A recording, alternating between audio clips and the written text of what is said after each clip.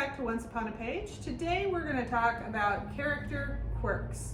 And we all know what we're talking about. We've seen them in TV shows that we watch, these things that make our characters who they are.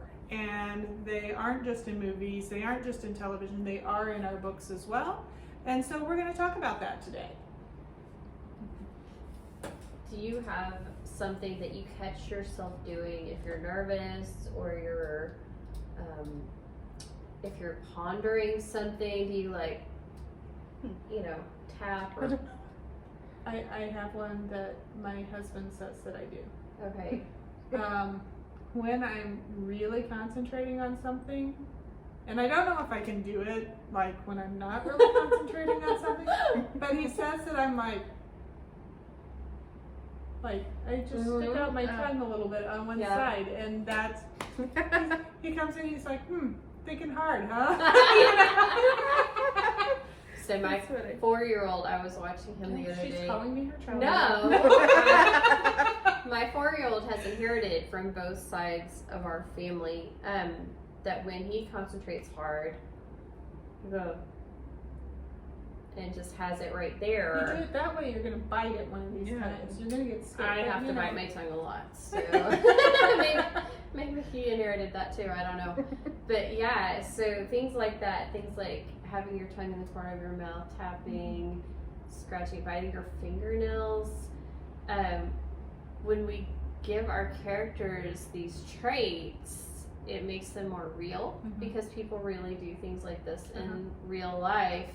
And it also makes them more unique, sets them apart from the other characters in our books, or at least that's our goal when we give them these things. So I've written a story that I'm editing right now with the hopes of pitching later this year or next year. And my hero has hair that when he gets really frustrated or is thinking really hard, he runs his hands through it, so it's always messed up, and it always makes the heroine want to go smooth it down or something. It just gives him that little, oh, he's so cute, because his hair's going every which way, and he's trying to come across very serious, and he knows he has this problem, his mom has gotten on to him for it and everything, and it was just really fun to give him that Now, did you choose it?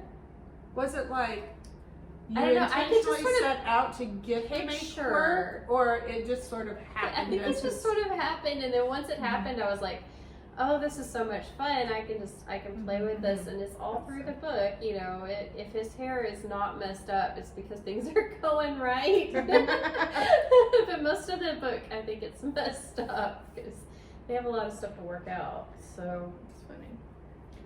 Yeah, I have my first 3 books have the same main character throughout, and throughout all 3 of them, if she's stressed or thinking or questioning something, worried about something, she plays with her hair.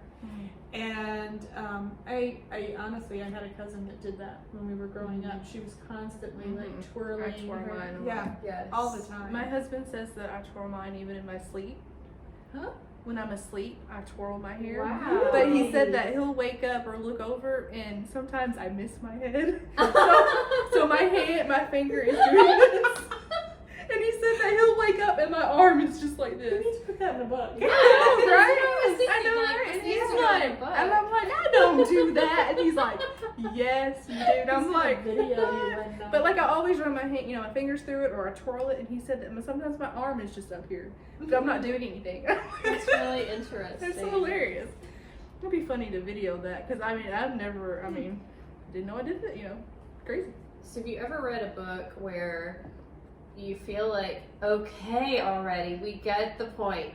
They do whatever it is, and it just feels like they mention it too much. Right. I can't think of a specific example, but I think sometimes writers can focus on something, but nothing jumps out at me as oh, that was terrible, but not that we would want to call it anyway. No, it's not nice, but yeah, I think that's easy to do. I know. It I is. know that when I'm writing, I'm like, have I done this too much? Is my character doing this too much? Like, we have to have to- maintain a balance. Right. Yes. Like, that has to be there enough that you can tell that they do it a lot, but you don't want to just bore your reader. right. It's kind of like putting that dialect or inflection or a you want to show they're from Scotland or Ireland or wherever they're from, Yes. and all of a sudden all these words and it's Yeah, like it's too much sometimes. yeah. So you bog down the reader, and you can do that with the actions too.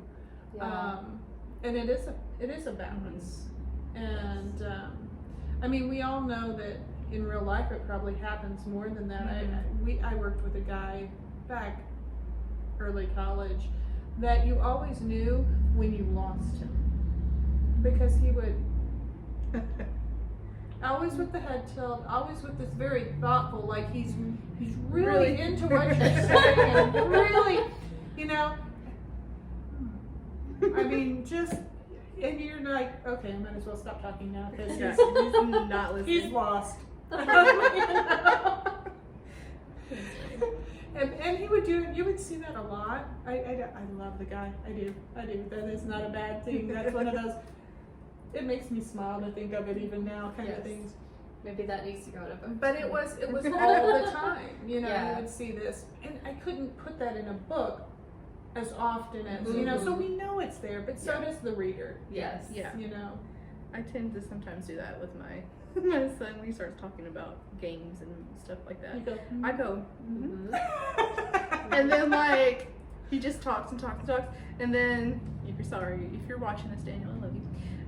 And then like later he asks me a question, I'm like, and like I'm scrambling in my mind to figure out what we're talking about. Yep. Yeah.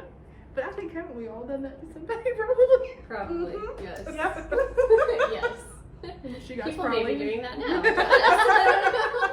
That's hilarious. So it can be fun to find the different quirks.